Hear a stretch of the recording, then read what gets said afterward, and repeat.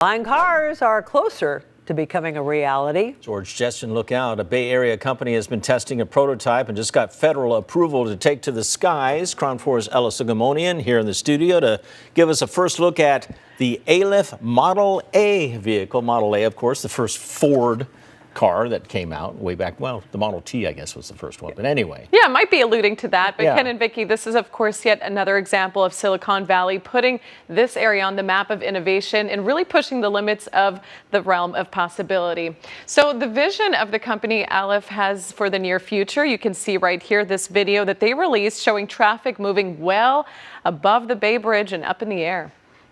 I grew up reading Asimov, Bradbury, and some other science fiction writers, and mostly watching Back to the Future, Blade Runner, Fifth Element. Innovator Jim Duchovny was inspired by science fiction to make flying cars a reality. Together with these three men, they gathered in a Palo Alto cafe and sketched a rough drawing of what it could look like. 7 years later, the Federal Aviation Administration has given them the green light to take their Model A prototype to the skies. This is a limited special airworthiness approval, which allows us to fly in very limited spaces for very limited purposes. That being said, it's very important for us because it gives us freedom to do a lot of flight testing, to show it to people, right? To do the public demonstration. This is something we expect to do pretty soon.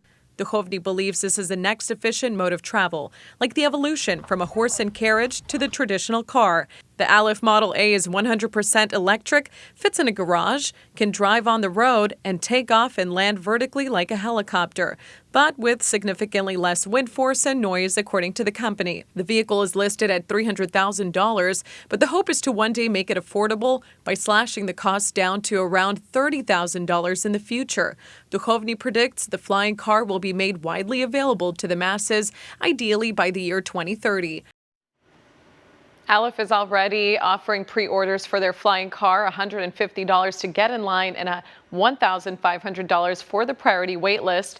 But Ken and Vicki, the FAA will have to continue to create these regulations for airborne vehicles as they become closer to reality. And we'll also have to see what kind of licensing and training the average driver will have to get in order to operate one of these. How about a pilot's license? I have a ton of questions about this. So does the driver of the car actually fly this, or does it go into an automated mode or something like that? That's a good question. I'm not sure the automation of it, but they expect the average person will be able to just drive it like a car, and then the way that the car ends up shifting into the second function, he says it should be pretty easy. All you'll have to do is know how to go up, down, left, and right.